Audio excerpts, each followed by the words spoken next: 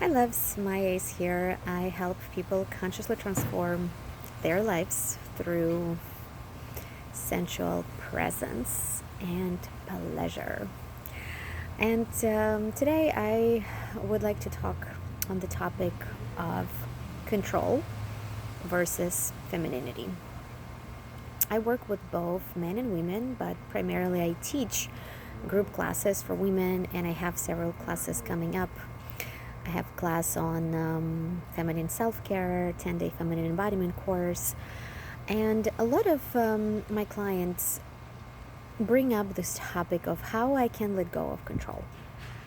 And this is so on point because control is not a feminine quality. That's why usually when we try to control our relationships or control the course of events in our lives, it feels very uncomfortable, and it's like we're burning a lot of energy. It's like taking everything from us because it's not what we should do. The issue lays in the deep understanding of what is feminine expression and what is masculine expression. You can call it feminine energy and masculine energy. You can use whatever terms you want. We all, as humans, we channel both feminine expression and masculine expression. Usually, men channel more strongly masculine expression, and women, by default, channel more strongly feminine expression, but without consciousness. Because we live in a very material world where we need to channel masculine in order to survive. So since we're little, we all have access to this expression, which is all about having an agenda, having a plan, being in a very defined container, having a course of action, right? Goal-oriented, achieving certain things, relying on data, and control in a balanced way can be a healthy masculine expression. When we go into over control, or when we start accessing control to cover up our insecurity, to cover up our anxiety, to cover up our disempowerment, that usually has a very toxic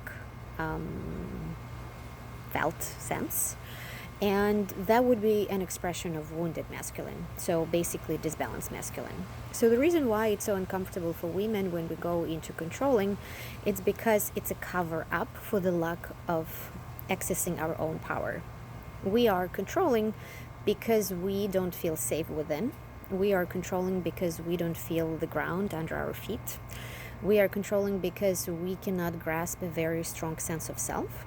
And we reaching out for the outside resources, which is a form of control in any form or shape, to soothe the nervous system so you can feel more safe and more secure.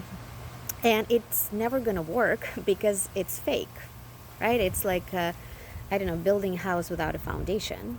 Even though you might build a house, it's going to fall off with the first strong wind. So that's why, you might feel triggered all the time, or you might constantly feel like you're walking on eggshells, because the form of control might bring a very rapid sense of liberation, but it's not going to last. Because for the feminine, in order for us to access the control, we actually need to go deeply within.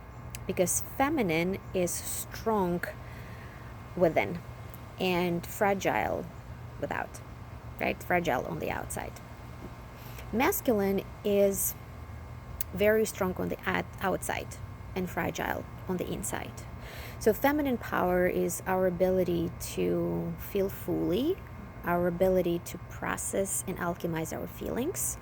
It's our ability to attract things to us, which requires a lot of knowing and a lot of capacity to attract what is it that we want.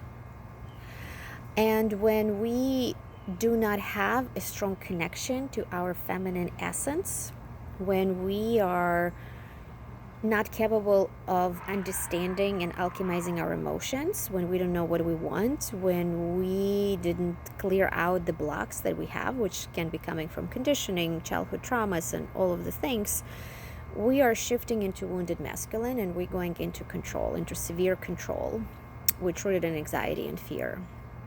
For the masculine, it's different, right? Because masculine doesn't have a strong connection to source. I'm not saying that masculine does not have it. It's just not as strong. That's why masculine relying on the strength, right, that masculine has when it comes to, right, to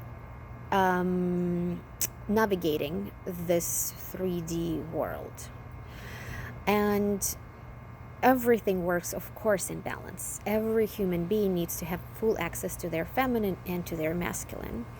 But for women in particular, we need to really watch precisely when we go into control, because that usually will be an indication of, oh, what does make me feel unsafe?